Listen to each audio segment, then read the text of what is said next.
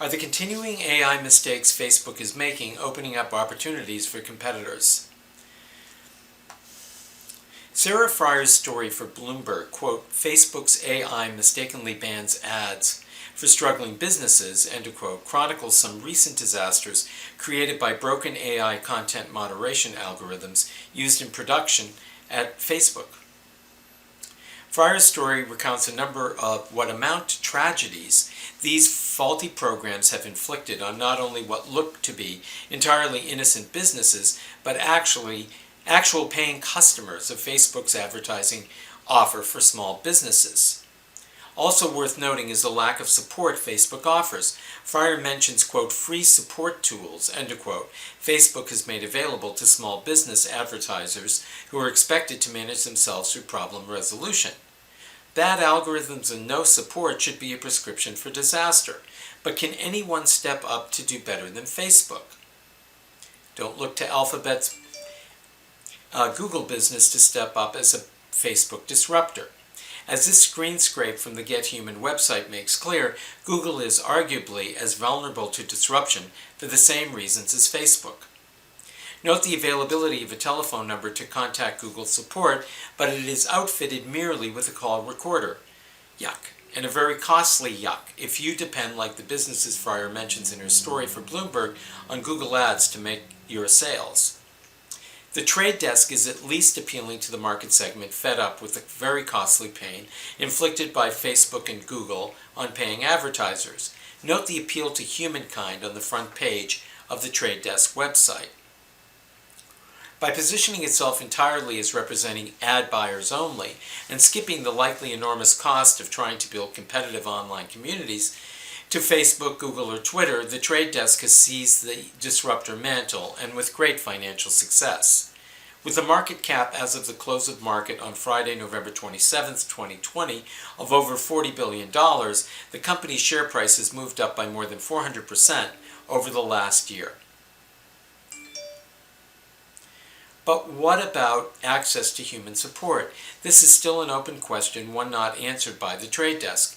We could not find any information about advertiser support on the Trade Desk website, nor could we find any clues via searches for like support queries, neither on Google nor on Microsoft's Bing search tool. Conclusion: while buy-side representation only is a disruptor for the Trade Desk, the advertising solution is still entirely driven by algorithms, programmatic ad buying.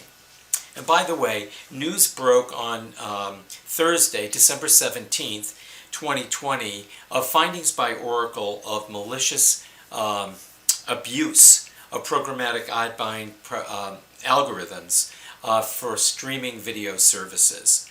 Hackers and other malcreants have gotten away to the tune of $14 million, Oracle has estimated, from manipulation of programmatic ad buying for streaming video to their favor. This has been a malicious manipulation of these programs. So advertisers are paying a heavy price at this point for relying entirely on programmatic ad buying for streaming video.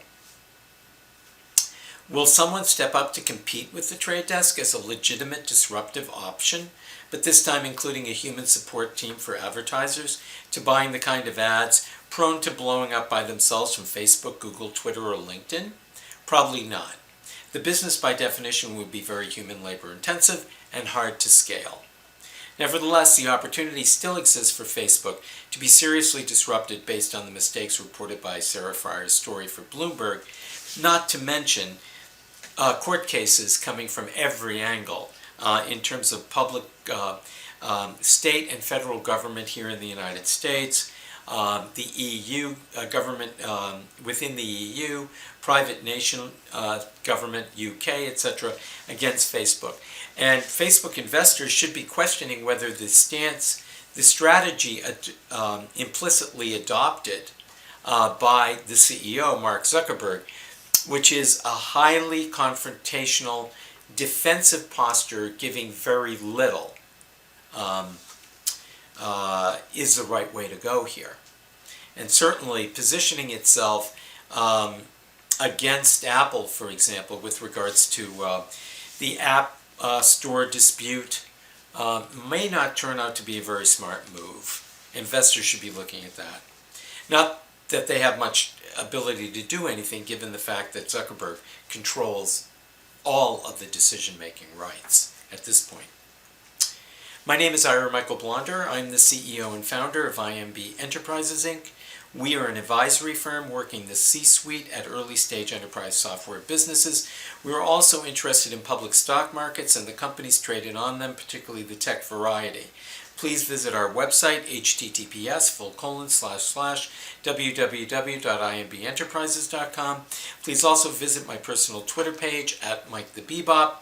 If you have something you'd like to talk about and you can accomplish it over a short call, those are always free. And you can reach me at area code 631-673-2929 in the United States. Speak with you next week.